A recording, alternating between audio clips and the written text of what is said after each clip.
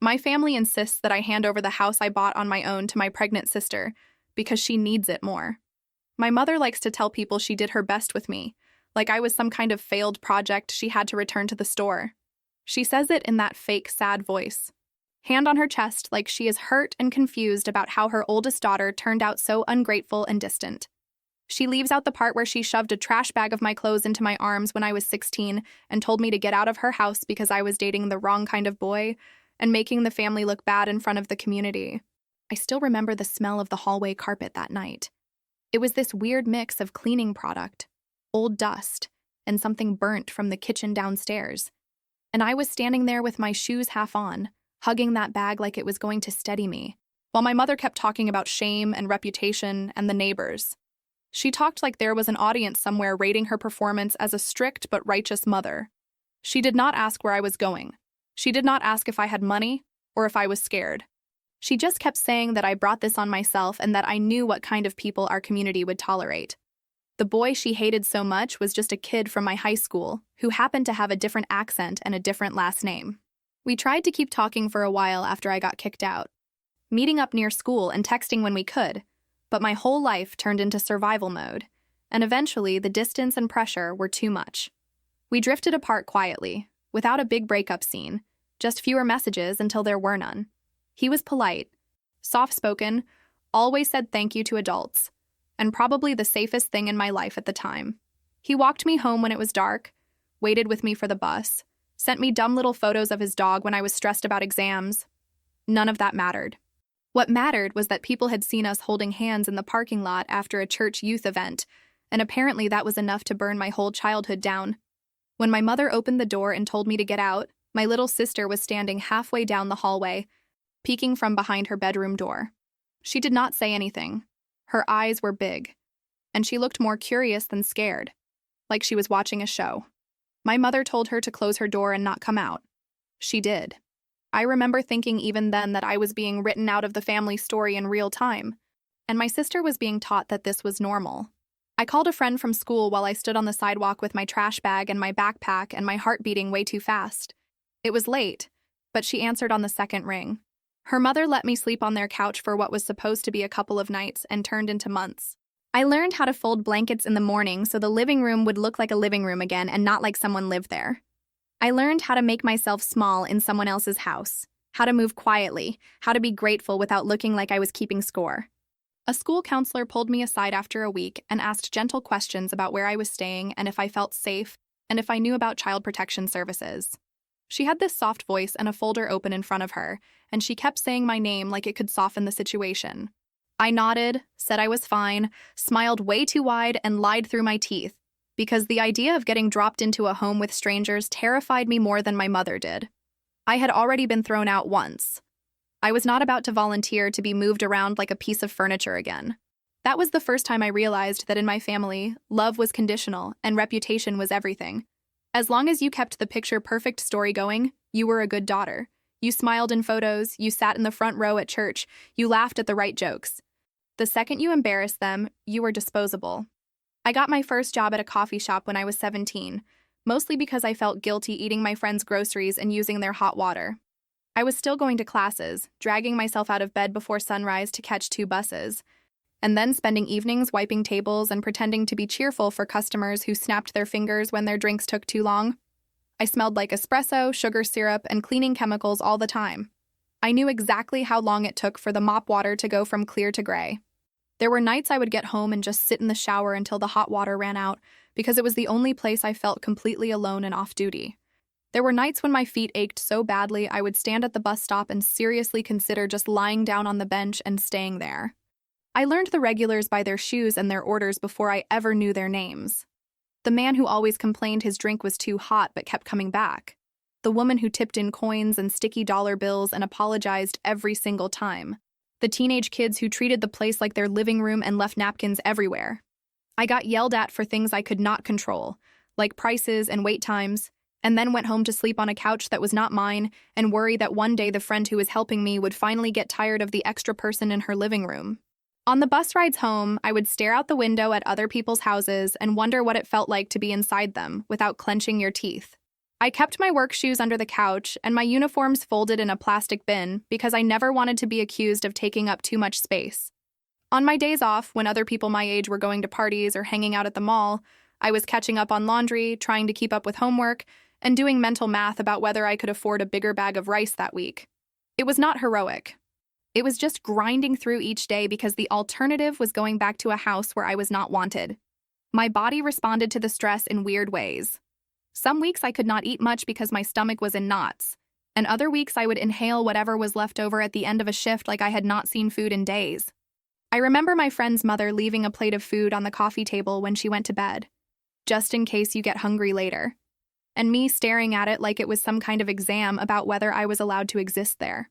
By the time I turned 18, I could finally sign a lease without needing anyone's signature, which felt like winning a tiny war. I moved into this cramped apartment with 2 other girls who were going through their own messes. One would pay her part of the rent late so often that the landlord knew her voice on the phone and sighed before she even said her name. The other treated the place like some kind of party venue every weekend. There were empty bottles on the counter, random shoes in the hallway, people sleeping on the couch when I had to get ready for work. Sometimes I would wake up to the smell of smoke and panic before realizing it was just someone burning toast at 3 in the morning. It was chaotic and not even close to ideal, but it was mine.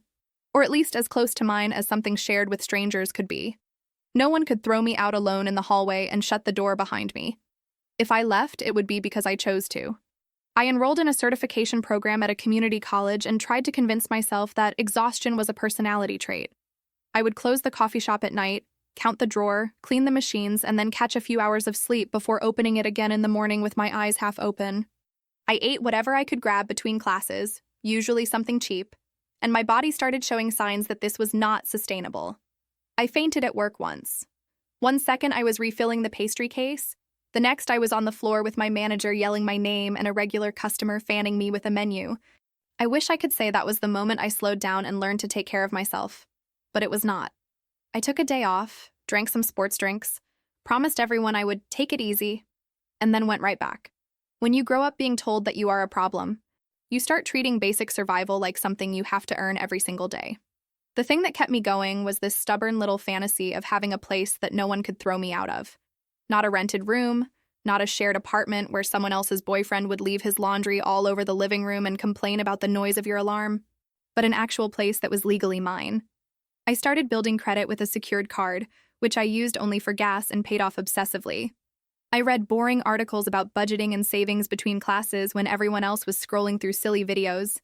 I skipped nights out, said no to trips, and watched every dollar like it was a living thing that could run away if I looked away too long. There were nights when the apartment was loud and full of people, and I would put on headphones without music just to muffle the sounds and stare at photos of little houses online. I would zoom in on the chipped paint and weird carpets in the listing photos and imagine what it would feel like to walk through a door and know that even if I messed up, even if I made someone mad, the place would still be mine the next day. By my early 20s, after what felt like forever, I got a job in an office. It was not glamorous. I was filing, answering phones, sending emails, dealing with people who thought their printer problem was the end of the world. I sat in one of those chairs that looks comfortable at first and then slowly kills your back over the course of a day. But it came with a salary that did not depend on tips, and there were actual benefits. I printed the offer letter and stared at it like it was a golden ticket. It meant a little bit of stability, and stability was something I had only ever seen from a distance. The actual work was not glamorous. I spent a lot of time squinting at spreadsheets under buzzing lights, answering emails that could have been 1 sentence instead of 5, and pretending the free coffee in the break room did not taste like burnt cardboard. I learned which coworkers would cover for me if a bus ran late and which ones would absolutely not, who microwaved fish at lunch like a war crime, and who always had extra painkillers in their desk drawer. On good days, I could almost forget that I did not have a real family safety net. On bad days, I would catch my reflection in the dark computer screen and think, okay, at least I have a paycheck and a place to be that is not someone's couch. My name is Talia, by the way. I probably should have mentioned that earlier, but when your family has spent years acting like you are a cautionary tale instead of a daughter, your own name starts to feel like something you have to sneak into the story later. It does not feel like a given. It feels like a detail you have to earn the right to say out loud. Talia, the girl who saved every extra dollar. Talia, who said no when coworkers wanted to order takeout and quietly microwave leftovers instead, while they laughed about how disciplined she was. Talia, who kept a spreadsheet of her savings and a folder of listings for tiny houses in areas no one in my old community would ever care about. I knew which rural counties had lower property taxes, which ones had programs to help first-time buyers, and which ones were far enough away that my mother would never accidentally show up. Around 25, I found the cabin in one of those late-night rabbit hole searches. It was in a rural county I had never heard of, near a small lake I had to zoom in on a map to even see. The listing pictures were not exactly inspiring. The place looked tired, with peeling paint, an old deck with missing boards, and a roof that clearly needed help. The yard was more weeds than grass. The inside had wood paneling in some rooms that made it look like a time capsule. The price, though, made me sit up.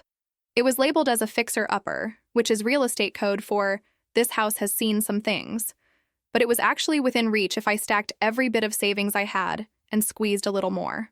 The first time I drove out to see it in person, I almost turned around twice. The road out of town narrowed faster than I expected, and my little car complained the whole way up a long hill that looked steeper in real life than it had on the map. My cell signal dropped to one lonely bar, and then nothing.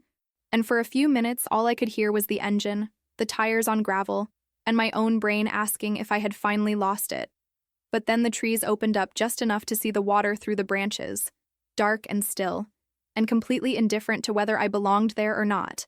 It felt terrifying and peaceful at the same time, like walking into a room where nobody knew my name and nobody expected anything from me. There were perks I did not understand at first, like a rural development program that meant I did not need as much money up front because the area was considered underdeveloped. The loan officer explained it in the slow, careful voice people use when they think you might run away if numbers get too big. I nodded and asked as many questions as I could without sounding dumb. I brought a notebook and wrote down terms so I could look them up later. I signed papers, proved that I really did have a long, boring history of paying on time, and waited for someone to tell me that it had all been a mistake. The day of the closing, a few months before my 26th birthday, I sat at a table with a stack of forms that felt taller than my whole life, and signed my name so many times my hand cramped. I kept expecting someone to burst into the room and say there had been a glitch, that the computer system caught up and realized girls like me were not allowed to own lake cabins. No one did. At the end of it, someone slid a small metal key across the table and said, "Congratulations." I stared at the key for a second, half convinced if I blinked it would vanish. I drove out there alone in my car with the heater blasting and some random playlist humming in the background. The road turned from highway to smaller road to a narrow 2-lane stretch that wound around trees and past faded mailboxes with peeling numbers. There were houses scattered here and there, some neat, some falling apart, some with kids' toys in the yards, some with old cars parked out front. I pulled into the little gravel driveway, turned off my car, and just sat there staring at the cabin. The paint was worse in person. The porch sagged a little more than it had in the photos. The yard was mostly weeds and patches of stubborn grass. I could see where someone had started a project and given up halfway. I loved it instantly in this irrational way, like the way you love a stray animal before you even touch it. Inside, it smelled like dust and old wood, with just a hint of something mildew-flavored in the bathroom. Sun came through the windows in weird slices because the blinds were crooked. The kitchen had mismatched cabinets and a counter with a burn mark shaped like someone had dropped a hot pan and walked away. I sat down on the floor right in the middle of the empty living room. The wood was cold and hard, and for some reason that made me cry even harder. I cried for the girl who had slept on a couch in someone else's house, for the teenager who had stood in the hallway with a trash bag, for every version of me who had decided that being tired and broke was better than begging my way back home. This was mine. Imperfect, worn out, in need of more love than I knew how to give, but mine. The first few visits were not some dreamy montage. By the way, the first time I tried to spend the night there, the heater made a noise like it was chewing gravel. The pipes banged so loud I thought someone was knocking on the walls. And a spider the size of my palm decided to introduce itself in the bathroom. I sat on an air mattress in the middle of the empty living room with 3 pairs of socks on, wrapped in a blanket that smelled like storage, eating instant noodles out of a plastic bowl, and wondering if I had completely lost my mind. The next morning, a neighbor I had only seen from a distance walked over while I was standing in the driveway staring at the sagging porch. He was older, with a ball cap and the kind of deep tan people get from actually working outside, not from lying near a pool. He pointed at the steps and said, in the most casual way possible, that if I kept walking up and down them the way they were, I was going to end up on the ground with a twisted ankle. Then he shrugged and said he had some extra lumber if I wanted to reinforce it, and that I could borrow his drill as long as I did not sue him if I hurt myself. We were not friends or anything, but that tiny bit of neighbor energy went a long way. I was so used to people looking at me like I was a problem to be solved or a cautionary tale that having someone treat me like a normal person with a slightly pathetic porch felt bizarrely kind. I learned how to change a light fixture from a video on my phone, how to tape off a wall so paint would not bleed all over the trim, how to clear leaves out of the gutters without falling off the ladder. None of it was glamorous. My back hurt, my hands were always dry from scrubbing something, and I went to my office job on Mondays with paint smudges on my wrists more often than I want to admit. I started fixing things slowly. On weekends, I drove out with a trunk full of tools I barely knew how to use and watched endless tutorial videos until I felt brave enough to try. I painted walls, cleaned floors, replaced cabinet handles, and figured out which breaker controlled which part of the house after tripping the wrong one more than once. I patched the deck with help from a kind neighbor who introduced himself simply as the guy down the road and did not ask questions when I clearly did not want to explain my whole life. He showed me how to reinforce a wobbly railing and how to check under the house for leaks without panicking at every spider. The cabin slowly started looking less like a forgotten project and more like a real home. I bought secondhand furniture piece by piece. A couch with a small tear in the back that no one would see, a table with scratches that I covered with a runner, dishes that did not match but felt fine in my hands. I put a thin rug down in the living room so I would not feel the cold of the floor quite as much. The first night I slept there alone, with the windows cracked just enough to hear the lake water and the occasional owl. I felt a kind of peace I had never felt in my mother's house. While I was building this quiet little life around the lake, my family was living an entirely different story without me. My younger sister still lived with my mother. She had always been the favorite, the one who got second chances and gentle words where I got lectures and side comments about my attitude. When she got pregnant during her second year of college, I braced myself for an explosion. I thought my mother would yell and throw things and talk about shame, just like she had with me. Instead, she opened her arms and told my sister that everyone makes mistakes, and that the important thing was to move forward as a family. Apparently, the difference between sin and mistake in my family had less to do with what you actually did, and more to do with how much my mother liked you at baseline. My sister moved back into my mother's house with her unemployed boyfriend, who spent his days sinking into the couch with a game controller in his hands and an open snack bag on the table. My mother talked about how the poor guy just needed time to find himself, how he would step up when the baby came, how my sister deserved support. The same woman who had told me I was an adult at 16 and could figure things out on my own was now making late-night snacks for her pregnant baby and her grown man guest. I tried to stay in touch with my sister, at least at first. We would talk on the phone every few weeks. She would complain about little things like how my mother made comments about her clothes or how the boyfriend never washed his own dishes. Sometimes when she forgot to filter herself, she would repeat things my mother said about me, and I would hear lines I recognized. Selfish, dramatic, disrespectful, ungrateful. She did not even realize she was parroting our mother word for word. It was just the water she had always swum in. She would ask about the cabin in this casual voice that did not quite match the way she lingered on the word mine. She would say things like, "It must be nice to have somewhere to escape to," and "You are so lucky you do not have to worry about rent," and laugh like it was a joke. I would explain that there was still a mortgage, still insurance, still repairs, still work. I do not think she really heard me. In her mind, the cabin was some kind of magic prize I had stumbled into, not the end result of years of grinding. I kept my life simple. Work in the city during the week, cabin on the weekends. I was still splitting a tiny, cheap apartment in the city with roommates and treated the cabin as my weekend place while I slowly fixed it up. I repaired what I could afford to repair and ignored what I could not. I learned how to live with things that were not perfect. There was one night that first winter when the pipes froze and I sat on the floor in 3 sweaters, wondering if I had made a huge mistake, and if it would have been easier to just stay small and obedient forever.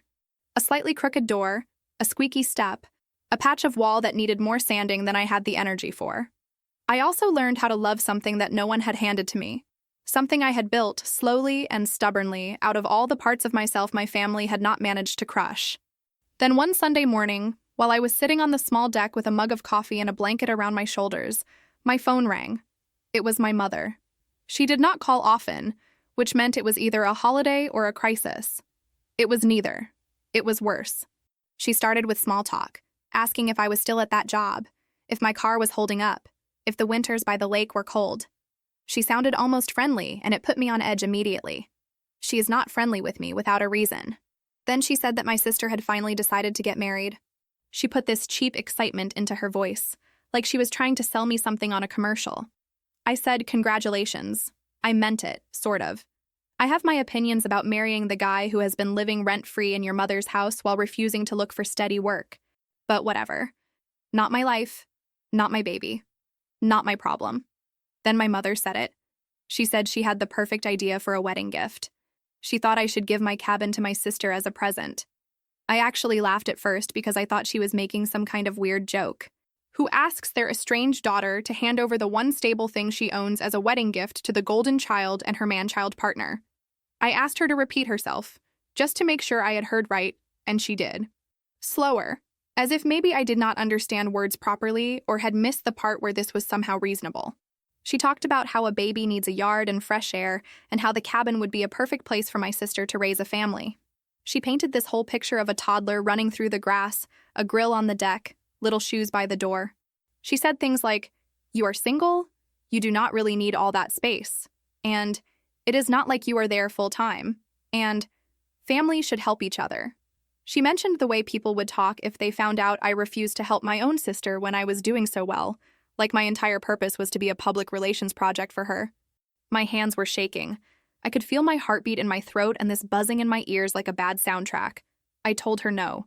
Not maybe, not let me think about it, just no. I told her I had worked too hard for too long to give up the one thing that felt like mine. I told her if she wanted to give my sister a house so badly, she could buy one or co-sign a loan. She did not like that answer. She called me selfish. She said I was letting pride get in the way of family. She said my sister had been through so much and deserved support. When I reminded her that I had been through things too, like being thrown out as a teenager with no plan and no safety net, she snorted. She said it was different with me because I had brought it on myself by refusing to listen. I hung up before I said something I could not take back, even though honestly, I think that line had been crossed years ago. For a few hours, I paced around the cabin, writing and deleting long messages on my phone. I wanted to send my sister a detailed breakdown of everything, from the night I was kicked out to every shift I had worked half asleep to every time I had said no to something fun so I could pay a bill. I wanted to list every reason why asking for my house was insane. I typed out paragraph after paragraph and then erased them. I knew deep down it would not matter. She was used to being rescued. She did not understand what it meant to stand alone. It did not take long for the messages to start, though. My sister texted me asking if I had heard my mother's idea. She wrote like it was already decided, like I was just the paperwork person. When I said no, that I was not giving up my place, her tone flipped. Suddenly, I was cruel. I was abandoning family. I was making her pregnancy harder than it needed to be. She sent me photos of her belly, of small baby clothes, like props in some emotional argument I had not agreed to join. Her boyfriend chimed in from her phone at one point, talking about how real family shows up, as if I had not been showing up for my own life this whole time. He wrote that I was lucky, and that lucky people have a responsibility to share. I stared at those words and thought about all the nights I had cried in the shower so no one would hear me. If that was luck, it had a pretty dark sense of humor. I thought that was as bad as it would get. I was wrong. A few days later, I was wrapping up a long day at the office, gathering my bag and logging out of my computer, when I got a notification from the security app linked to my cabin. Motion detected. That was not unusual. Sometimes it was just a raccoon or a neighbor's dog wandering through. Sometimes it was wind or a branch. I opened the app almost out of habit and then froze. There, on my screen, was my sister. I wish I could say I was shocked she had managed to find the place, but I knew exactly how it had happened. My mother had seen the county and road name on a piece of mail once, and said it out loud at the table like it was a fun little detail. And my sister had a good memory when it came to anything she thought she might use later. She was standing on my front porch with her boyfriend, who had some kind of metal tool in his hand. They were right at my front door. He was trying to pry it open near the lock, leaning his weight into the handle, while my sister looked around like a kid caught sneaking out past curfew. My stomach dropped so fast I felt dizzy. My hands went cold and hot at the same time. I called the sheriff's office for that county with my hands shaking so hard I kept hitting the wrong numbers and had to erase and start again. I told them there were people trying to break into my property. The dispatcher asked if I knew them. I said yes, they were family, but that did not make it better. She said they would send someone, but it would take time because of how far out my place was. I stared at the video feed, helpless, listening to the line go quiet except for my own breathing. I wish I could tell you that part of me wanted to protect them, that I hesitated, that I felt guilty. I did not. All I felt was this hot, tight rage. My mother had raised me on this rule that family never calls the cops on family. Apparently, family did try to break into your house, though. So I broke her rule before they could actually break my door. The deputies showed up on the camera feed after what felt like hours, but was probably around 20 minutes. I watched their car pull up, watched my sister's face change when she realized what was happening. She grabbed her boyfriend's arm and hissed something at him, but it was too late. The deputies were already out of the car, already asking questions, already looking at the damaged door frame and the tool in his hand. They ended up arresting him for attempted burglary. They put handcuffs on him right there in my yard while my sister cried and tried to explain that it was all a misunderstanding. She told them she had a right to be there because this is my sister's place and we are supposed to live here anyway. The deputies asked if I wanted to press charges. I was not physically there, but they called me on speaker and asked. My heart was pounding so hard I could hear it in my ears, but my voice came out steady when I said yes. They charged my sister too, as an accomplice. They did not haul her off in cuffs that night because of the pregnancy. They cited her on scene, filed her as a co-defendant, and gave her a date to appear in court. She looked straight into the camera once, and even though I knew she could not actually see me, I felt like she was staring right into my eyes. There was shock there, and anger, and something that looked a lot like betrayal, like I had broken some sacred rule by choosing myself. I turned off the feed and sat in my silent apartment staring at nothing. I knew what was coming next. I could feel it like a storm rolling in. My mother called the next day, and if I thought she had been cruel before, I was not prepared for this version of her. She did not even say hello. She went straight into screaming. According to her, I had ruined my sister's life, destroyed her future, traumatized her during pregnancy, and proved once and for all that I was heartless. I tried to explain that they had tried to break into my house, that they had damaged my door, that what happened was the result of their choices. She did not care. She kept repeating that she would never, ever forgive me for calling the police on my own family. She said that throwing me out when I was 16 had been the right decision, and that she wished she had done it sooner so I would not have infected my sister with my attitude. That line hit harder than the rest because it was not really new information.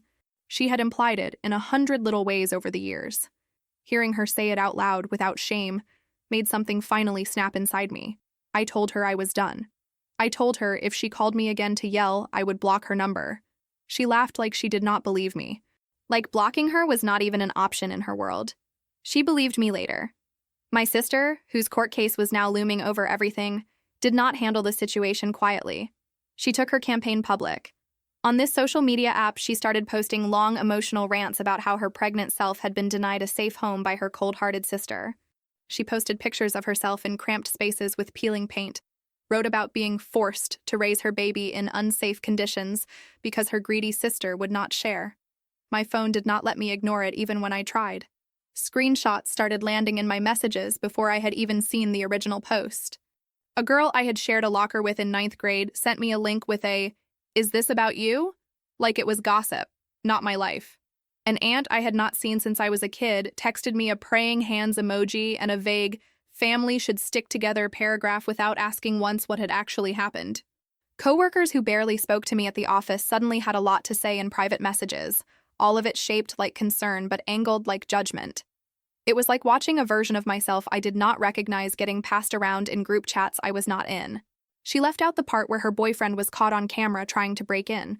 She left out the part where I had offered to help her find a rental and maybe help with a deposit, but made it clear the cabin was not available as a gift.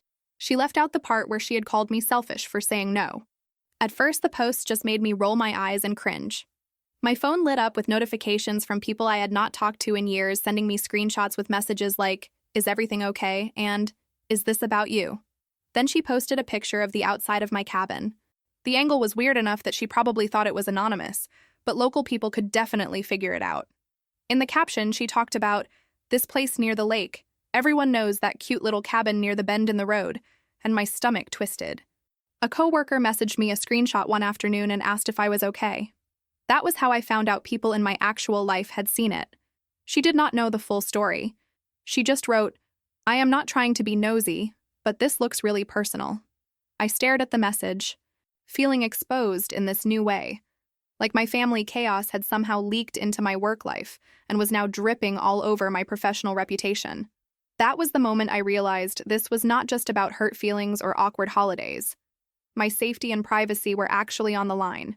I found a lawyer. I sat in a small office with framed diplomas on the wall and told the whole story to a stranger in a blazer. I talked about being kicked out as a teenager, building a life on my own, buying the cabin, the phone call about the wedding gift, the break-in, the arrest, the posts. I felt ridiculous at first, like I was being dramatic, but the lawyer did not laugh.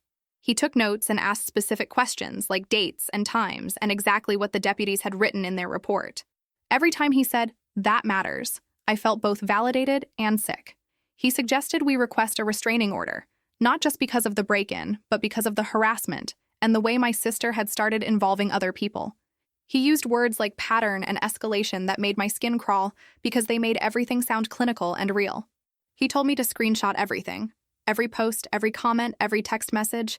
He said that if she deleted things later, the screenshots would still count as evidence. We filed for a temporary order first. The judge granted it, which meant my sister and her boyfriend were told they could not contact me directly, show up where I lived or worked, or use my name or location online to harass me. They broke that rule almost immediately because of course they did. Every time they did, my lawyer saved the screenshots and added another violation to the file. The papers were just new props in the drama for them, not a boundary. Some of the worst posts came down after they were served, but by then screenshots were circulating in local groups. People love drama, especially family drama, and this had everything.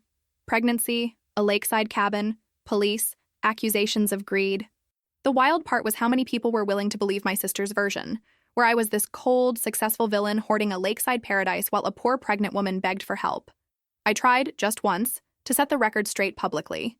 I wrote a long post where I explained that my cabin was not a luxury retreat, that I had worked for years to buy it, that my sister and her boyfriend had tried to force their way in. I included still frames from the security footage showing them with the tool at the door, blurred just enough that strangers could not clearly make out their faces, but clear enough that it was obvious what was happening. I did not show the exact location. I did not use their names. The reaction was messy, which honestly should not have surprised me. Some people commented saying that they understood, that boundaries were important, that calling the police had been the right thing. Others wrote that I should have kept it private, that airing dirty laundry online was tacky, that I was humiliating my sister while she was vulnerable.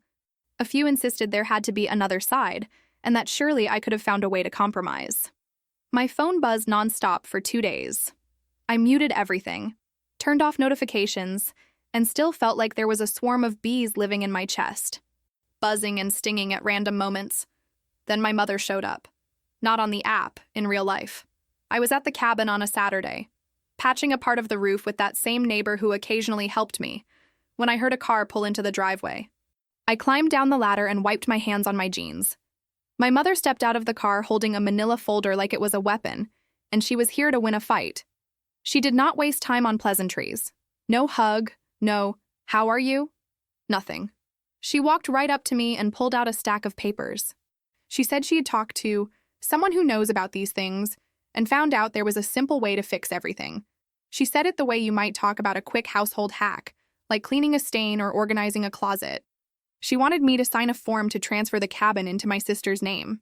She called it a temporary thing. She said it was just to make my sister feel secure while she got through the pregnancy and the court mess, and that we could sort it out later. She said things like, "It is just a piece of paper," and "It does not really change anything. You know the cabin will always be our family home. And if you really cared, you would do this without making a big deal out of it." I took the papers from her and pretended to look at them while my vision blurred. I recognized the form for what it was. It was not temporary. It was not symbolic. If I signed, I would be handing away my house with no guarantee of getting it back.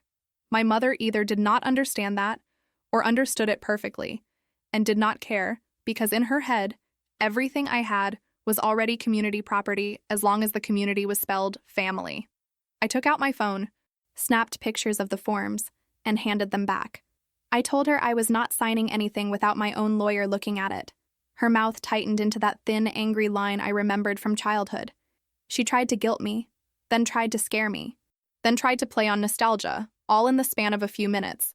She reminded me of how she had taken me in and fed me for years as a child, like that was not literally her job as a parent.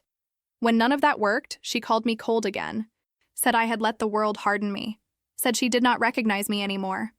I asked her to leave. I told her if she did not get back in her car, I would call the sheriff. She stared at me for a long second, like she wanted to see if I was bluffing, then turned on her heel, stuffed the papers back into the folder, and drove away, kicking up gravel behind her tires. You would think that would be the climax of the whole thing, but my family does not know how to leave well enough alone. A few weeks later, I got a call late at night from a number I recognized instinctively. My sister. I almost hit decline on reflex because of the restraining order, but curiosity and old habit won for a second. I answered and listened without saying my name. She was crying. Not the pretty single tear kind of crying. This was ugly, hiccuping sobs, the kind that make it hard to understand the words at first. She said the boyfriend had left. He had packed his stuff into bags, called her a burden, blamed her for his court problems, and walked out. She said he told her he was tired of waiting around for her rich sister to hand over the house. Like that had been the plan all along. I wish I could say I felt nothing. I did feel something. For just a moment, I felt this surge of pity, like I was talking to the kid version of her instead of the woman who had stood on my porch trying to break in. Then she kept talking. Between sobs, she told me that he had always believed the cabin would be theirs. My mother had promised it. She had told him months ago that I would hand it over eventually because I always felt guilty and never stuck to my boundaries. According to my sister, the whole break-in had been his idea, but the way she described it, my mother was the one who had planted the seed, telling them over and over that the place was as good as theirs already, that I owed it to them, that I would cave under pressure. Hearing that, something inside me rearranged. I had known my mother was pushing, but I had not realized she had gone that far, promising my house to people like she was just waiting for the paperwork to catch up. My sister cried about how she had believed them, how she thought the cabin was already halfway hers, how she did not understand how everything had fallen apart. I told her she needed to find a job and talk to a lawyer about child support. I reminded her gently as I could manage considering I was shaking, that calling me was a violation of the order. I said I hoped she and the baby would be safe, and then I hung up. I sat there with the phone in my hand, staring at the wall, feeling like the ground under my life had shifted again, even though technically nothing new had happened. After that call, things escalated in a different way. It was like she discovered a new hobby, and that hobby was publicly repainting me as a villain. My phone lit up with screenshots people sent me of her posts before I ever saw them on my own feed. Old classmates I had not spoken to since high school popped up in my messages with, "Is this about you?" and little eye emojis like this was gossip and not my actual life. My aunt on my father's side, who never calls unless someone dies, left a voicemail saying she was praying for reconciliation without once asking what had actually happened. Everywhere I looked online, there was some half-true version of me floating around, and I felt like I was chasing smoke trying to correct it. My sister started showing up at places she knew I would be, because if she could not talk to me directly, she could at least create scenes. One morning, I walked into the small coffee shop near my office and found her already there, sitting at a table with her very pregnant belly prominently on display and her phone propped up like she might start recording at any second. She looked up, locked eyes with me, and immediately burst into loud tears. She started talking loudly enough for everyone to hear, saying that I had abandoned her, that I had ruined her life, that I was hiding behind pieces of paper instead of being a real sister. People stared. One woman at the next table looked at me like I was some kind of monster. The barista froze behind the counter, unsure if she should keep making drinks. I did not engage. I walked out, got into my car, and sat there shaking, my hands gripping the steering wheel like I was about to drive into a hurricane. I should have called the police right then, but I froze and all I could think about was not giving her the public scene she clearly wanted. I called my lawyer later that day instead and told him every detail so he could add it as another violation. That same week, my manager called me into a meeting with someone from Human Resources. Apparently, my sister had emailed the office, claiming that I was harassing her and had turned the whole family against her. She framed it like a workplace issue, like it might spill into the building and the company had to be aware. She used words like unsafe and hostile to describe me, which would have been funny if it had not been such a direct shot at my job. I sat in that little office with the neutral-colored chairs and the box of tissues on the table, trying to explain that my family drama was exactly that, family drama, and that I was doing everything I could to keep it away from work. I mentioned the restraining order. I watched my manager's eyebrows go up at that. It did not look great on paper. People hear restraining order and think you are unstable or dangerous, not that you are trying to protect yourself from people who think your front door is optional. I forwarded them a copy of the order and the case number so security would know this was not some random office drama I had invented. They told me not to engage if anyone showed up asking for me, and to call the front desk or security immediately so they could handle it. They reassigned a big project I had been leading, just until things settled down. My income was not directly threatened in that moment, but my position, my reputation in the office, that intangible thing called professional trust, took a hit. Colleagues started treating me differently, like I was made of glass or explosives or something in between. After that meeting, the office did not feel like the same place I had walked into a year earlier.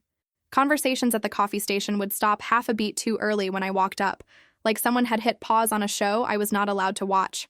A coworker I barely knew asked in a faux soft voice if I was doing okay with everything, and I could tell from the way her eyes flicked to my badge that she already knew more details from my sister's posts than from anything I had actually said. I started taking my lunch at my desk with my headphones in, even when there was no music playing, just so people would think twice before trying to turn my family mess into break room entertainment. By the time the court date for my sister and her ex finally rolled around, she had already had the baby a few weeks earlier and was pushing a stroller instead of a pregnant belly, and I was emotionally wrecked. There had been more messages, more posts, more sideways attacks through mutual acquaintances. I had spent too many nights staring at the ceiling, replaying arguments in my head, wondering if I had somehow done something unforgivable that I just could not see clearly. I had talked about it in circles with a friend until both of us were sick of my own story. The hearing itself was painfully ordinary. No dramatic speeches, no gasps in the courtroom, just a tired judge looking over paperwork and listening to short statements. My sister got probation and was ordered to pay for the damage to my door and lock. The restraining order was extended for a longer period because of the repeated violations and the public scenes. Her ex had his own separate mess to deal with, mostly related to the break-in and some other things he had going on that did not involve me. The deputies we had met before were there, flipping through their notes, answering questions in calm voices. My mother sat in the second row and glared at me the whole time like I was the one on trial. When the judge spoke directly to me and asked if I had anything to add, my mouth went dry. I managed to say that I just wanted to feel safe in my own home and at my job, and that I did not expect my sister to agree with my choices, but I did expect her to respect my doors and my boundaries. My voice shook a little on the word safe, which annoyed me, but it also made it real. Afterward, there was this heavy, anticlimactic feeling. I had imagined some kind of emotional release when it was all done, but instead I just felt tired. My lawyer shook my hand. The deputies nodded at me on the way out. My sister avoided my eyes, focused on the baby stroller she was pushing like it needed her full concentration. My mother muttered something about how blood should matter more than houses, and walked away with her arm around my sister's shoulders. Life did not magically get better after that, but it did get quieter, at least in some ways. My sister had a healthy baby girl. I saw pictures floating around online, each one wrapped in captions about fresh starts and blessings, and how they were going to be just fine on their own. I did not hit like on any of them. I also did not report them. I just scrolled past. Sometimes I stopped for a second and looked at the baby's face, trying to see if there was any resemblance to me, to my mother, to the girl I used to share a room with. Then I would remember that the baby did not ask for any of this, and I would move on.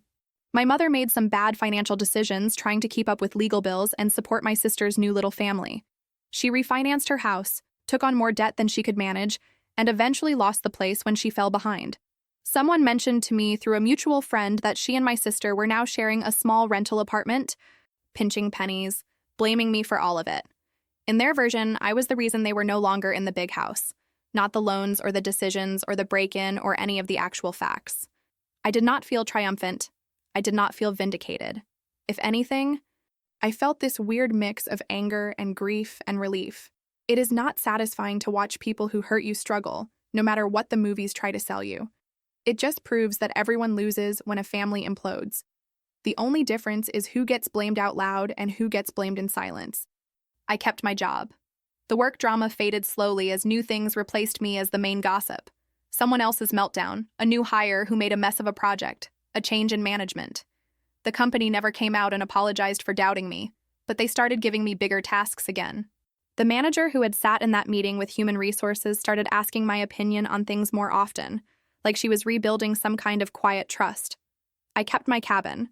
I changed the locks again, more for my peace of mind than anything else, and upgraded the security system.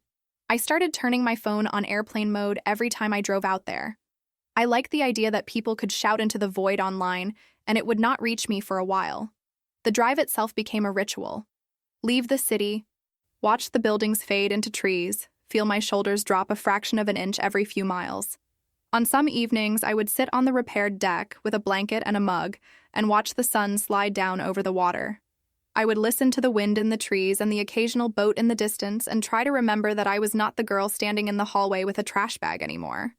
I was a grown woman who had drawn a line and refused to let her family walk over it again. Most weekends out there looked exactly the same from the outside. I would stop for cheap groceries on the way in, cross a few small repairs off a handwritten list, and then let the quiet do the rest. I played music off my phone until the battery dropped too low, ate simple food I could make on a hot plate, and went to bed tired in a way that felt clean instead of humiliating. It was boring in the best possible way. Nobody was watching, nobody was scoring me, and for 2 days at a time I could exist without performing for anyone. The reality is simple and ugly and weirdly freeing. My mother cares more about how things look than how they feel, and my sister has never really learned how to live without someone cushioning her fall. They tell a version of this story where I am cold and selfish and dramatic, and I tell a version where I finally stopped setting myself on fire to keep everyone else warm. Both can exist in the world at the same time, but only one of them lets me sleep at night. There was one last attempt from my mother to pull me back in before things settled into this uneasy silence.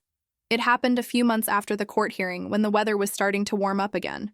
I was at the cabin, cleaning out a closet that still smelled faintly like old paint and dust, when I heard tires on gravel. For a second, I thought it might be the neighbor, but when I peeked through the curtain, I saw my mother's car. She got out slower this time, like some of the fight had drained out of her. She did not have a folder in her hands. She did not have papers. She walked up to the porch and stood there for a moment, looking at the door like she was trying to decide whether to knock. I opened it before she could, partly because I did not want her pounding on it and acting like I was locking her out of something she owned. She asked if she could come in. I hesitated. The restraining order technically applied to my sister and her ex, not my mother, but I knew exactly what she was capable of stirring up.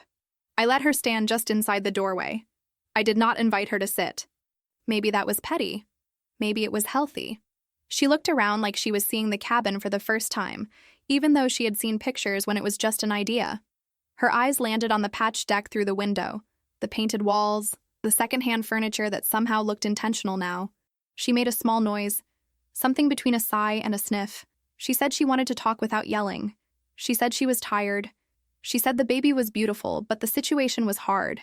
She talked about bills, about rent, about how unfair life was to mothers who just wanted the best for their children. I listened. I leaned against the kitchen counter and crossed my arms and tried very hard not to fill in her blanks for her. Then she said the line I had been waiting for. She said, "You know, if you had just given them this place, none of this would have happened." I laughed. I could not help it. It came out sharp and surprised like a cough. I asked her if she really believed that, if she genuinely thought that someone who tried to break in once would have magically turned into a respectful tenant just because their name was on a deed. If she really thought that erasing my years of work would have fixed the part of my sister that expects other people to catch her. She did not answer that directly. She never does. She went back to talking about sacrifice, about how parents give up their dreams for their children. I pointed out that I am also her child. She waved her hand like that was a minor detail. It was always like that. My sacrifice was expected. My sister's comfort was protected. At one point, she looked at me and said, "You used to be softer." I told her I used to be softer because I still believed she would show up for me if I broke. Now I know I just hit the floor alone. We went in circles for a while. No screaming this time, just tired voices and old habits. In the end, she did not apologize. I did not either. She left with a little speech about how one day I would regret choosing things over people. I watched her car disappear down the road and felt this hollow ache in my chest. Not because I thought she was right, because I understood finally that she was never going to see me the way I needed her to. Not as a problem to manage, not as a resource to tap, but as a person. I closed the door, locked it, and leaned my forehead against the wood for a second. Then I went back to cleaning out the closet. Life keeps going even when your heart is processing something huge. There are always shelves to wipe and boxes to drag to the trash and light bulbs to replace. I used to think being a good daughter meant making myself smaller so my mother could feel like she was in control. Now I think being a good daughter to myself means taking up the space that actually belongs to me and letting the people who cannot handle it step back. So yeah, my mother can keep telling her story. My sister can keep telling hers. I am telling mine, in my own voice, with all the mess and pain and petty little details they like to erase. I am telling it from a creaky deck in front of a lake, in a state they never wanted to visit, in a house they thought they could claim but could not keep. And if that makes me the villain at the family table, so be it. I finally have a table of my own.